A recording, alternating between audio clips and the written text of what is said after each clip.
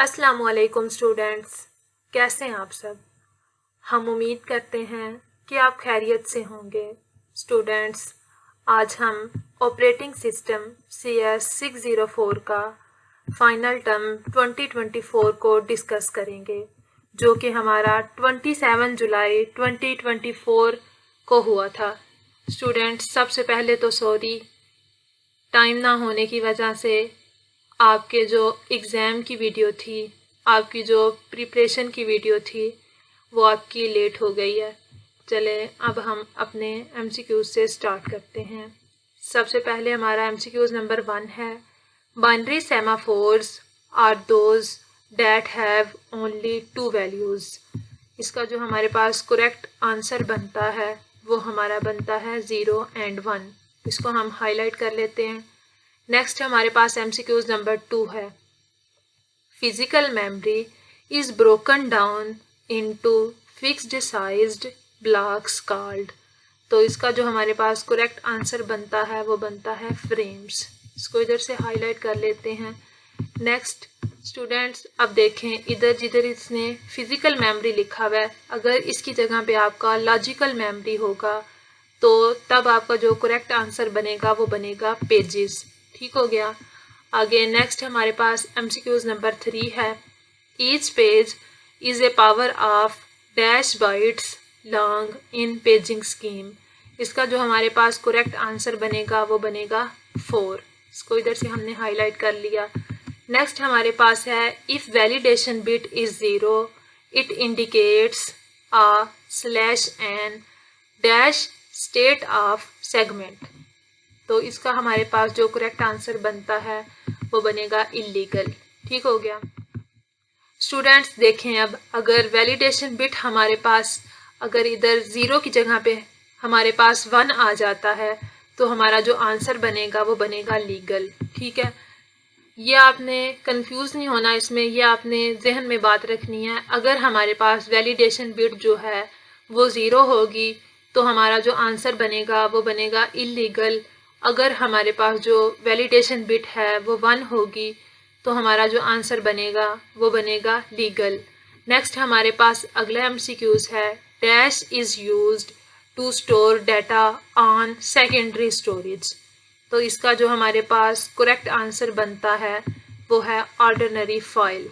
इसको इधर से हम हाईलाइट कर लेते हैं। नेक्स्ट हमारे पास है, which command displays permissions and some other attributes for prog1.c in your current directory. तो हमारे पास जो करेक्ट आंसर इसका बनता है वो बनता है ऑप्शन नंबर A। ठीक हो गया। अगेन नेक्स्ट हमारे पास MCQs नंबर 7 है, Intel 80386 used page segmentation with dash level paging. ठीक हो गया।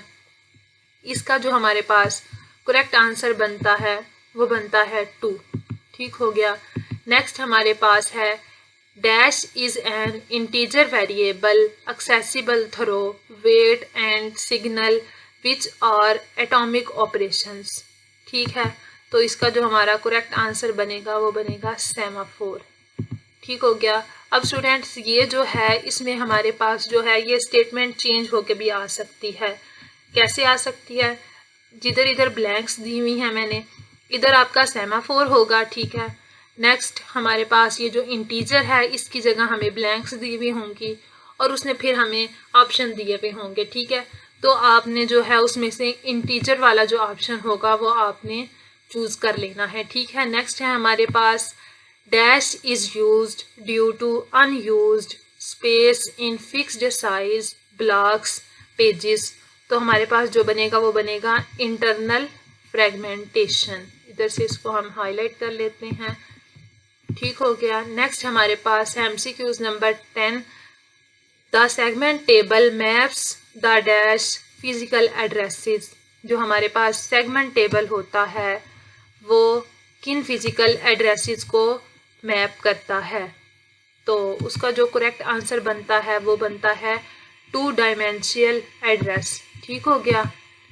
अब स्टूडेंट्स आपकी वीडियो जो है वो थोड़ी लेंथी हो जाएगी, तो इसलिए मैं अब सारे एमसीक्यूज़ रीड नहीं करूँगी। जस्ट जिसके 2 स्टेटमेंट्स जिस एमसीक्यूज़ की बन सकती हैं उसको मैं रीड करूँगी, नहीं तो बाकी मैं आपको सिर्फ आंसर बताऊँगी इनके, ठीक है।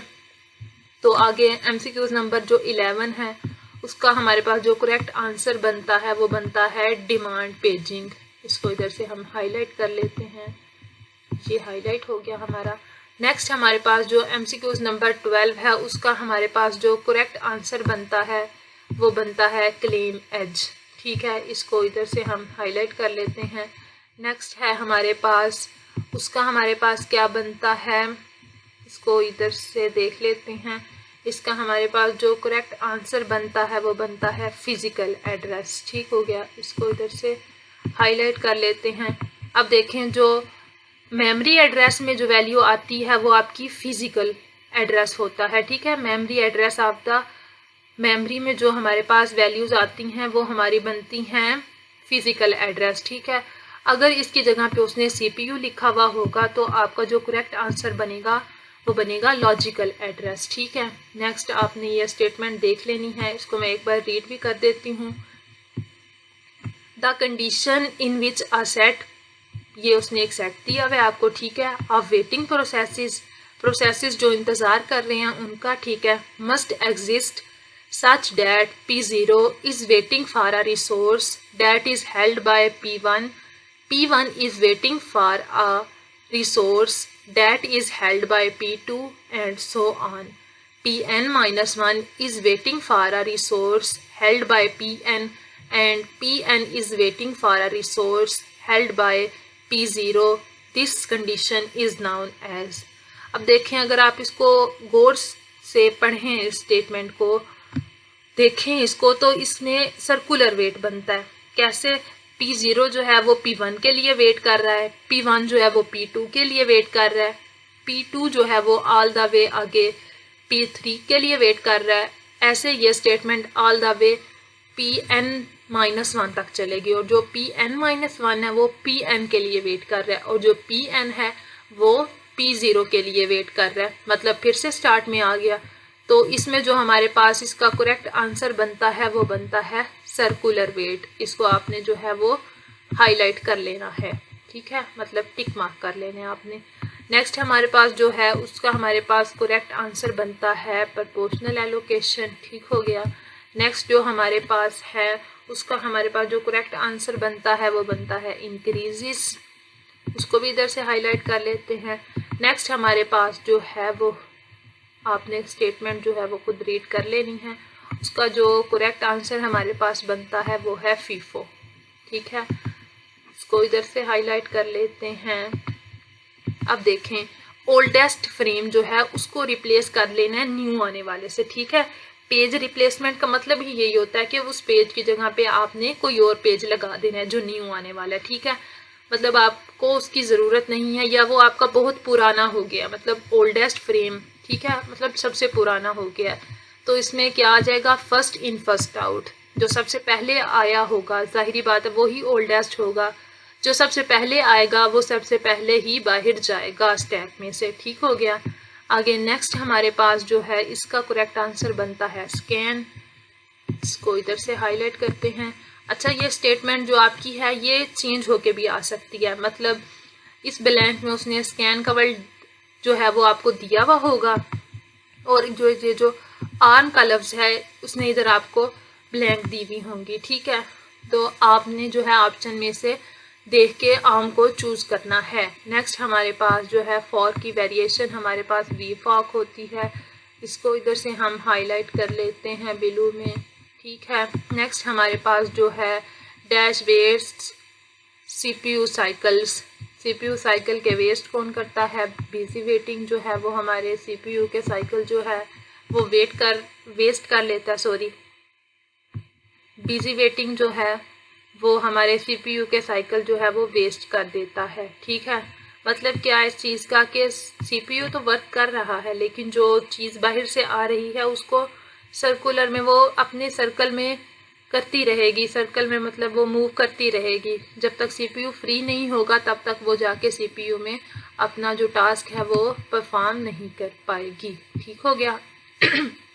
नेक्स्ट आ जाते हैं, हमारे पास साइज ऑफ द टेबल जो है वो कौन बताता है, वो बताता है PTLR। PTLR stands for page table length register, जो है वो हमारा साइज बताता है। ठीक हो गया। नेक्स्ट हमारे पास है PTBR stands for page table base register, इसको इधर से हमने हाईलाइट कर लिया। नेक्स्ट हमारे पास है holding at least one resource at a time. ठीक है, इसमें जो हमारे पास आएगा वो हमारा करेक्ट आंसर जो बनता है वो बनेगा होल्ड एंड वेट। ठीक हो गया, इसको इधर से हाईलाइट कर लिया। नेक्स्ट आपने ये अपनी स्टेटमेंट जो है ये आपने खुद रीड कर लेनी है ध्यान से। ठीक है, इसका जो करेक्ट आंसर हमारे पास बनता है वो बनता है बाउंडेड वेटिंग। ठीक हो गया। आगे MCQ नंबर 25 का जो करेक्ट आंसर बनता है तो वो बनता है पेज टेबल बेस रजिस्टर, जिसको हम क्या कहते हैं, PTBR भी कहते हैं। नेक्स्ट हमारे पास जो है इस स्टेटमेंट को भी आपने रीड कर लेना है, 26 वाली को भी। इसका जो करेक्ट आंसर बनता है वो बनता है सेफ। ठीक हो गया। आगे नेक्स्ट हम अगले MCQs पे आ जाते हैं। The high paging activity is called, क्या कहते हैं, जो हाई पेजिंग एक्टिविटी होती है उसको हम कहते हैं थ्रैशिंग। इसको इधर से हाईलाइट कर लिया। अच्छा, नेक्स्ट हमारे पास जो एक MCQs था वो लॉजिकल एंड फिजिकल मेमोरी में से था। नेक्स्ट एक हाई कंस्ट्रक्ट सिंक्रोनाइजेशन में से था, मॉनिटर्स जो आपके आ जाते हैं उसमें। ठीक है, आगे which statement is not true, ये मैंने इधर लिख दिया हुआ है। वर्चुअल मेमोरी के रिलेटेड उन्होंने आपको 4 स्टेटमेंट्स MCQs में दी हुई थी और फिर उसमें उन्होंने पूछा हुआ था कि इसमें से कौन सी स्टेटमेंट है जो वर्चुअल मेमोरी के रिलेटेड है और वो जो है वो ट्रू नहीं है, उसको आपने रीड करके मार्क करना था। तो आपने वर्चुअल मेमोरी वाला जो आपका टॉपिक है, जिसको हम क्या कहते हैं, जिसको हम फिजिकल एड्रेस भी कहते हैं, आपने जो है उसको रीड आउट कर लेना है। ठीक हो गया। नेक्स्ट हमारे पास 31 जो MCQs है उसका मुझे कंफर्म आंसर जो है वो नहीं पता, आपने खुद से हैंडआउट से देख लेना है, या इसका डुप्लीकेटेड फाइल्स आंसर बनता है या इसका लिंक्स जो है वो आंसर बनता है, इसलिए इसका कंफर्म नहीं है तो मैं इसको हाईलाइट नहीं कर रही। ठीक है। नेक्स्ट हमारे पास जो बनता है 32 MCQs, इसका हमारे पास जो बनता है वो आंसर बनता है लिंकिंग। ठीक हो गया,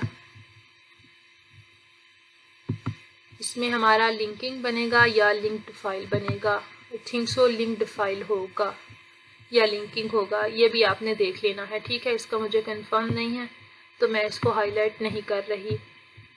नेक्स्ट हमारे पास एक MCQs जो था वो म्यूटेक्स के रिलेटेड था। ये म्यूटेक्स आपकी एक कमांड है, आपने अपने हैंडआउट से इसको सर्च आउट करके इसके कमांड को जो है, इस कमांड को वो आपने रीड आउट कर लेना है। नेक्स्ट हमारे पास शॉर्ट क्वेश्चंस थे।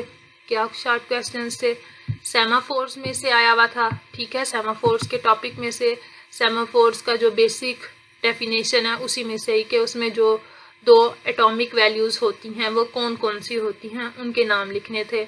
नेक्स्ट हमारे पास रीजंस ऑफ ओवरलेज आया हुआ था, मतलब जो हमारे पास ओवरलेज की रीजंस होती हैं। नेक्स्ट हमारे पास उसने हमें एक कोड जो है वो दिया हुआ था, उस कोड में से आपने क्या करना था, अपने जो एरर्स थे वो फाइंड करके उसके आंसर में आपने लिखने थे।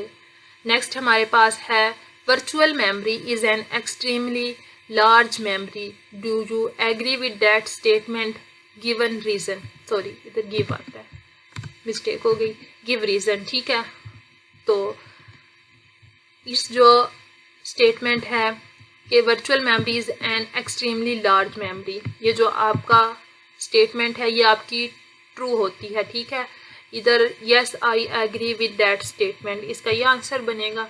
और रीज़न जो है वो आपने अपनी जो है वो हैंडआउट से देख लेनी है। ठीक हो गया। आगे नेक्स्ट हमारे पास लॉन्ग क्वेश्चन थे। लॉन्ग क्वेश्चन कितने थे, क्या थे, सॉरी लॉन्ग क्वेश्चन हमारे पास क्या थे, सेगमेंटेशन का टॉपिक था और इसके साथ एक और टॉपिक था। दोनों टॉपिक्स उन्होंने दिए हुए थे। जस्ट उसमें उसने क्या पूछा हुआ था आपसे कि जो सेगमेंटेशन के लिए जो स्टेटमेंट ट्रू है उसमें आपने ट्रू लिख देना है, जो फॉल्स है उसमें आपने फॉल्स लिख देना है। और दूसरे टॉपिक के साथ भी ऐसे ही था, जो उस टॉपिक के रिलेटेड जो स्टेटमेंट ट्रू है उसमें आपने ट्रू लिख देना है, जो आपकी स्टेटमेंट फॉल्स है उसमें आपने फॉल्स लिख देना था उस टॉपिक के रिलेटेड। ठीक हो गया। नेक्स्ट हमारे पास एक क्वेश्चन था, उसमें उसने हमें 3 केसेस दिए हुए थे। मतलब इधर मैं आपको लिख के बता देती हूँ, केस ए, लाइक नीचे उसने इधर काफ़ी ज़्यादा जो थी आपको स्टेटमेंट्स काफ़ी ज़्यादा उसने लिख के आपको बताई हुई थी। ठीक है, काफ़ी स्टेटमेंट्स थी उसने आपको बताई हुई थी। और देन फिर केस बी भी उसने दिया हुआ था ऐसे ही। ठीक है, इधर मैं लिख देती हूँ, केस बी भी दिया हुआ था। नेक्स्ट ऐसे ही उसके नीचे भी आपको उसने भी काफ़ी ऐसे स्टेटमेंट्स दी हुई थी। मैं स्टेटमेंट्स नहीं लिख रही, ठीक है, बस मैं जस्ट आपको आइडिया दे रही हूँ। तो ये देख लेते हैं, इधर भी उसने स्टेटमेंट्स दी हुई थी, काफ़ी सारी स्टेटमेंट्स थी। ठीक है, इसको हम इधर बना लेते हैं। लाइक अभी तो मैं डॉट्स लगा रही हूँ, लेकिन एग्ज़ाम में डॉट्स नहीं थे, एग्ज़ाम में उन्होंने स्टेटमेंट दी हुई थी। ठीक है, ये जस्ट आपको आइडिया दिया जा रहा है क्वेश्चन का। ठीक है, लाइक एज इट इज़ ऐसा क्वेश्चन डॉट्स के साथ नहीं था। ठीक है, ऐसे ही केस सी भी दिया हुआ था, तो लिख लेते हैं केस सी भी, उसमें भी हमारे पास यही था। इसको भी स्टेटमेंट्स कंसीडर कर लेते हैं, डॉट डॉट्स लगा रहे हैं फ़िलहाल हम। ठीक है, लाइक ये देख लेते हैं, इसको डॉट डॉट्स लगा लेते हैं। ठीक है, और उसमें स्टूडेंट हमें क्या करना था, हमें उसमें से प्रोसेस कोऑर्डिनेशन फाइंड करके उसको हमें नीचे आंसर में लिखना था। ये प्रोसेस कोऑर्डिनेशन को फाइंड करके हमने in case A B C में से देख के नीचे हमने जो आंसर देना था वो देना था। ठीक है, इनमें से हमने जो है प्रोसेस कोऑर्डिनेशन देख के और फिर इसका हमने आंसर लिखना था। नेक्स्ट हमारे पास एक क्वेश्चन था, वो भी मैं आपको लिख देती हूँ इधर, मतलब जस्ट आइडिया दे रही हूँ आपको, बाकी आपने खुद से देख लेना। ठीक है, मतलब उसके रिलेटेड जो टॉपिक होगा वो आपने प्रिपेयर कर लेना है। ठीक है, अपने एग्ज़ाम के लिए। लाइक मैं आपको बता देती हूँ, 2 KB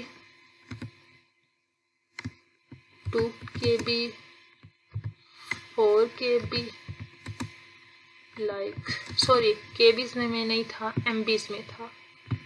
इसको इधर से हम चेंज करते हैं, MBs में था। ठीक है, MB इधर भी। ठीक है, लाइक आगे 8 MB, लाइक 10 MB,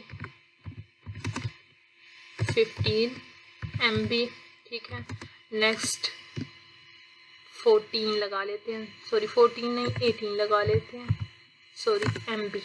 ठीक है, ये आपने जो है उसने दिया हुआ था आपको, इसको आपने सॉल्व करना था। नेक्स्ट एज इट इज़ नीचे ही, सॉरी इधर कर लेते हैं, नेक्स्ट पेज पे चले। नेक्स्ट पेज पे उसने आपको दिया हुआ था, इसको कर लेते हैं हम। इधर भी उसने ऐसे दिया हुआ था, मैं आपको वैल्यूज़ लिख देती हूँ, 2 MB, 6 MB, 8 MB, sorry 8 MB, 12 MB and 18 MB, sorry 20 MB।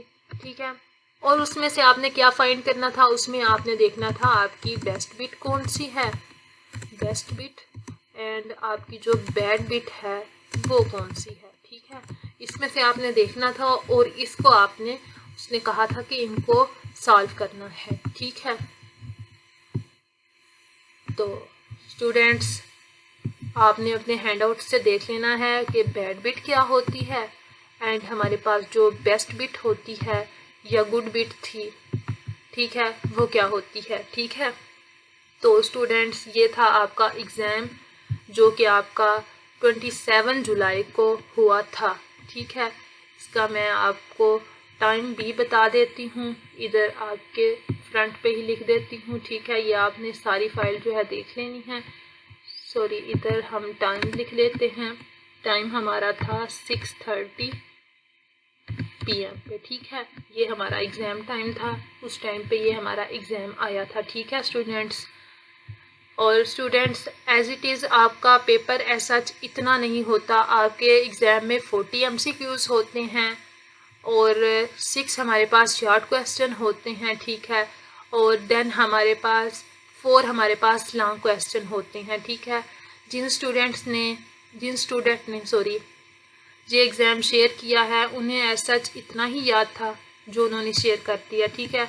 अगर स्टूडेंट्स आप में से भी कोई स्टूडेंट अपना एग्ज़ाम अपने दूसरे बैचमेट्स के साथ शेयर करना चाहे तो डिस्क्रिप्शन में मैं व्हाट्सअप नंबर दे दूँगी।